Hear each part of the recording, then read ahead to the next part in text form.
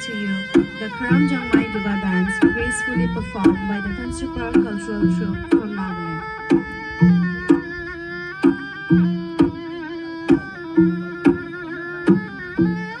Karam Jangmai Duba literally means cultivating paddy to the beat of the drum. In this dance performed by both men and women, the dancers imitate the tilling and hoeing of the paddy field.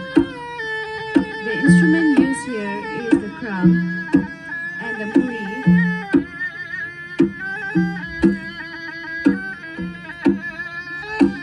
In the past, the Dimasas performed this dance during drought, praying to the Almighty to send rain.